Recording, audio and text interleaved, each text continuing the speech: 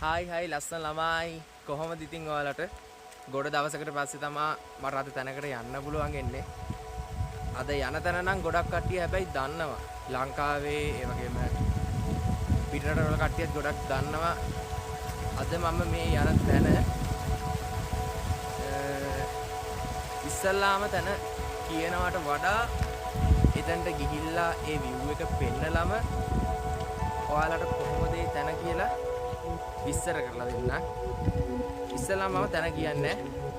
අපි යමු.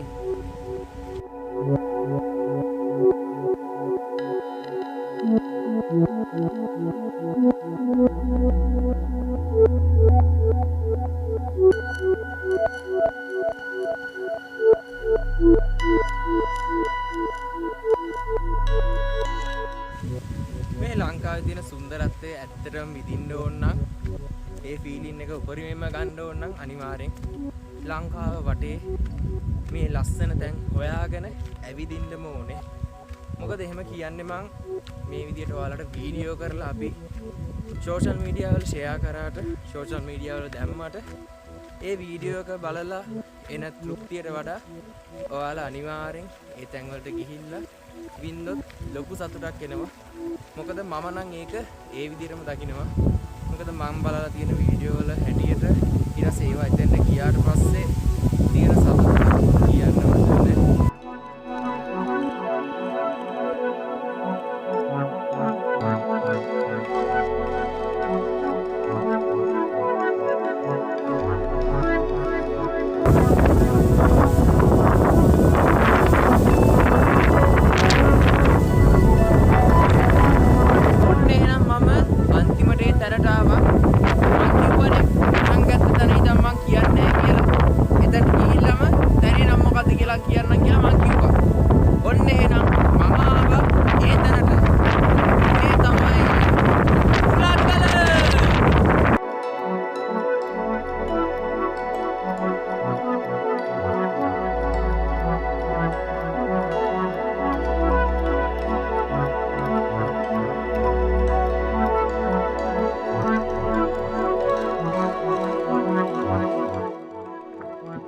කුලංගල් දෙන්න ගොඩක් ආසාවෙන් හිටියේ සෑහෙන කාලෙක ඉඳන්. ඉතින් මේ මෙහෙට තියෙනකොට මේ කුලංගල් සීතල පුරම් පාර්ක් එකේ වදිනකොට ඒ පිළිල කියන්න තේරෙන්නේ නැහැ. මං හැබැයි අද පිළිගුට මේ ඉතින් දවස් කීපයකට ඉන්නවත් එක්ක නම් හැබැයි වෙස්ට් එක දෙකස්සනේ දෙමුණේවත් නැහැ. ඒක හොඳයි කියලා හිතලා මේ විදිහා බලලාගෙන ඉන්නවා. ලස්සනයිද කියලා මේ view එක.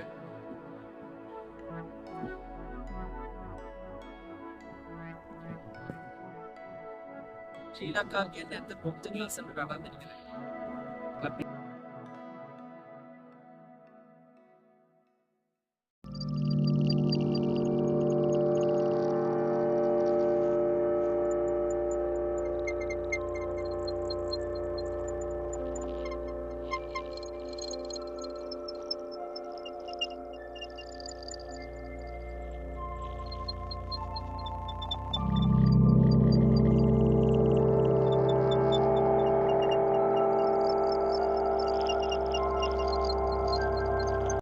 අපිට චූටි යාළුවෙක් හම්බුණා.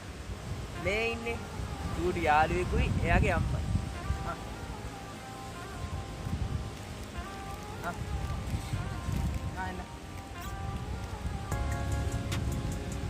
හරි ඈ.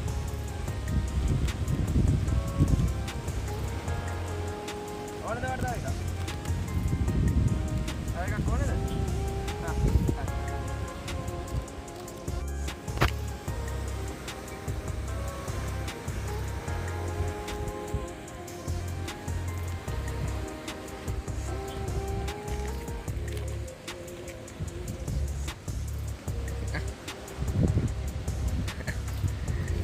ඕනද? ගස්.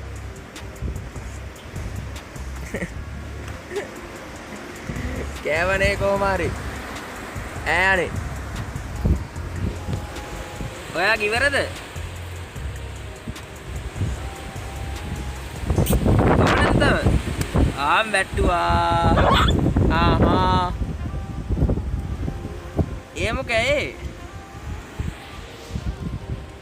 තව එකක් දෙන්නම් ඈ. ඔයාලට නම් කොච්චර කෑවත් මදිවි වගේ මට පේන්නේ.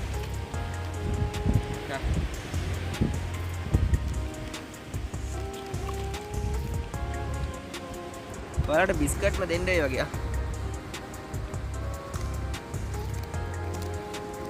මේ අනිත් එක්කෙනා මෙතන කනවා.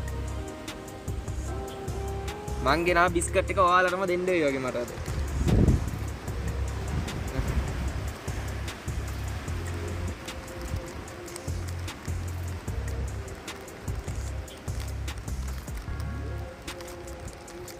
Hai.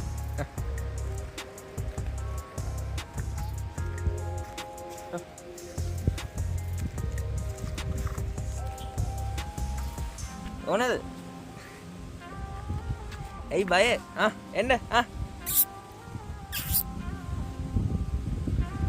ඔයා නම් හින පෙරේතයි වගේ ඈ. දැන් දුන්නනේ කොට. ගොඩක් දුන්නා නේද? දැන් ඇති යන්න.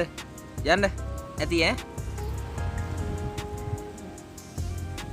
අම්මා කියලා නෑ පුතාට කන්න දුන්නොත් ගොරවනවා නේද? එන්න. ඇයි යන්නේ? ඇයි?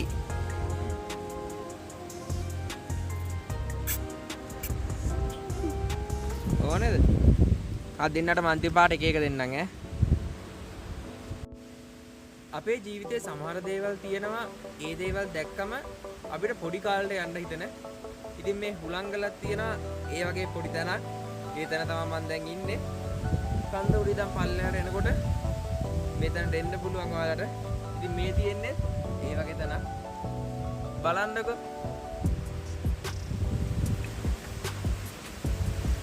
පොඩි චිල්ඩ්‍රන් පාර්ක් එකක් වගේ තියෙන්නේ.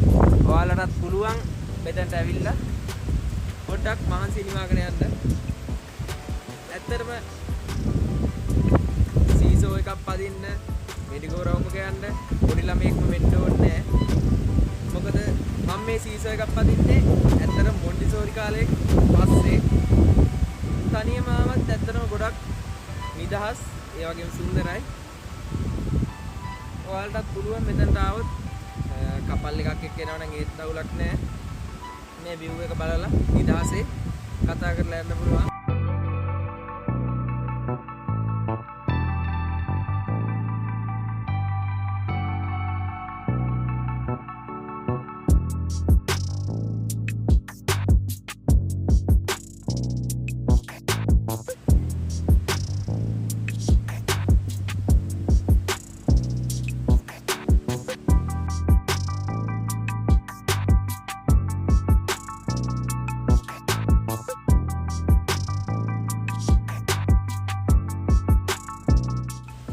ඔයාලට විනාඩි 10කට හරි අතීතයට යන්න පුළුවන් වුණොත් ඔයාලා යන්නේ මොන කාලෙටද? ඇත්තට මම නම් යන්නේ පුංචිම කාලෙට. සාමාන්‍යයෙන් අපි මොන්ටිසෝරි යන වයසේ නැත්නම් එකේ දෙකේ ඉස්කෝලේ යන කාලේ වයසේ ඒ වයසට තමයි මං යන්නේ. මොකද ඒ කාලේ ගොඩාක් සුන්දරයි. අද කාලේ අපිට තියනවා වගේ ප්‍රශ්න ඒ කාලේ නැහැ. සෙල්ලම් කරන්න විතරයි තියෙන්නේ. සෙල්ලම් කරන්න තියෙන ආසාව විතරයි වැඩිපුරම තියෙන්නේ. ඇත්තටම මාත් මේ හුලංගලට ආව මේ ගමනේ සීසෝ එක ගිහිල්ලා කැරගෙන රවුම ගිහිල්ලා ඒ පුංචි කාලයේ අතීත මතකයට ගියා. ඕනම් පුද්ගලයෙක්ට ඒ වගේ අතීතයක් අනිවාර්යෙන් තියෙන්න ඕනේ. අනිවාර්යෙන් තියෙනවා. ඉතින් ඒ වගේ අතීතයකට යන්න පුළුවන් මේ හුලංගලට ආවොත්. තනියම ආවොත් තමයි උපරිමයේ ෆීලින් එක ගන්න පුළුවන්. මොකද නිස්කලංක පරිසරයක් මේ වගේ තනියම ඉන්නකොට ඒන හැඟීම කියන්න නම් වචන නැහැ මට නම්. ඔයාලත් අනිවාර්යෙන් මේ හුලංගල බලන්න එන්න ඕනේ. මම ඔයාලට එන්න ඕන ලොකේෂන් එක පාර දාන්නම්. ඒ ලොකේෂන් එක ඇවිල්ලා ඔයාලත් මේ සුන්දරත්වය අනිවාර්යෙන් විඳින්න කියලා මම ආදරෙන් ඉල්ලා සිටිනවා.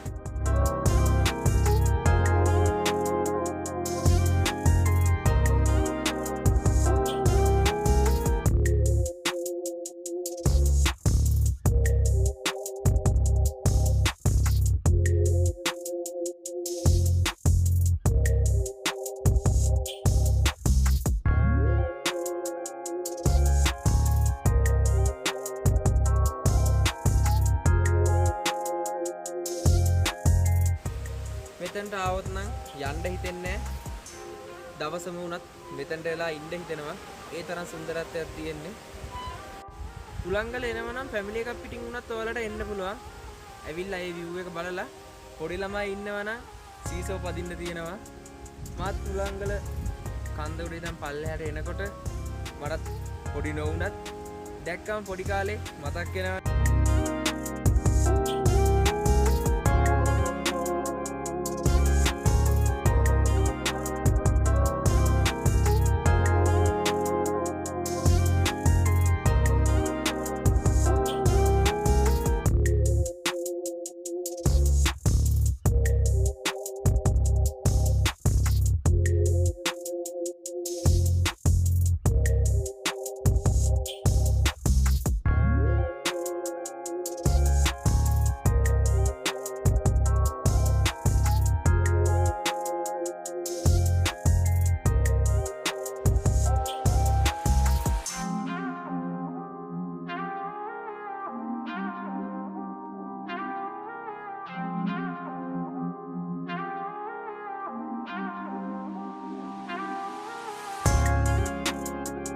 අද මම ආපු ගමනක් එච්චර ලොකු දුරක් තිබ්බේ නෑ.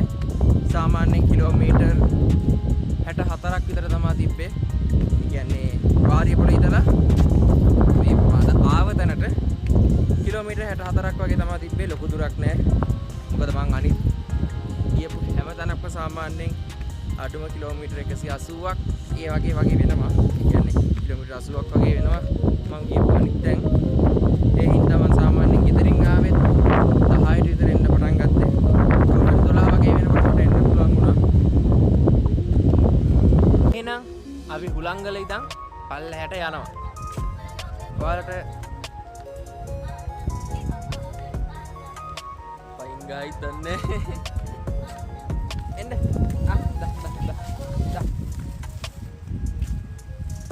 එයා පොඩ්ඩක් ආඩම්බරයි වගේ. මං කියන්නේ ඔයාලට හුලංගල බලන්න එනවා නම් ටිකට් එකක් අනිවාර්යෙන් අරන් එන්න ඕනේ. රුපියල් 100ක් වගේ වෙන්නේ ලොකු ගාණක් වෙන්නේ නැහැ. ඔයාලට ටිකට් කවුන්ටර් එක ආව බයික් එක දාලා ඉන්නත් පුළුවන්. නැත්නම් එතන ටිකට් එක අරගෙන බයික් එකේම හුලංගල ගාවට මෙනකන් එන්නත් පුළුවන්. පාර නම් චුට්ටක් එන්න අමාරුයි. කාර් එක වගේ එනවා නම් යට අනිවාර්යෙන් වදිනවා.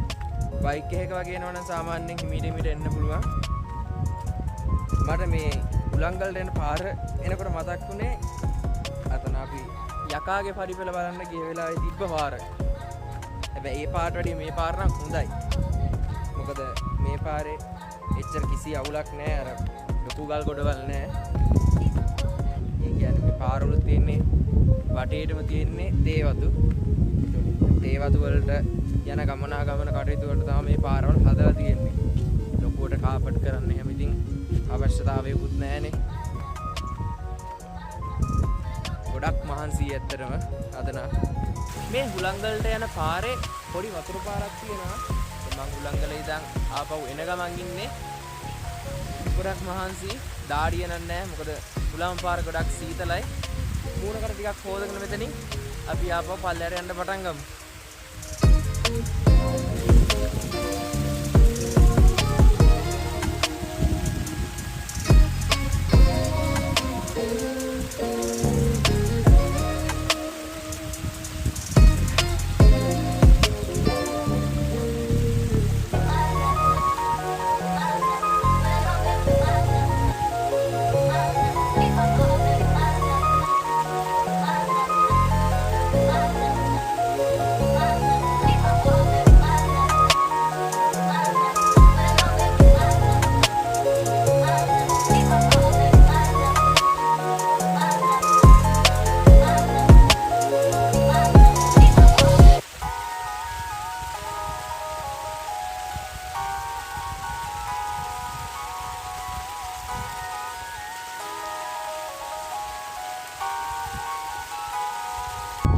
හරි ගයිස්, එහෙනම් අපේ සිහිවටනාව YouTube channel එකේ මම අද ආවේ හුලංගලට.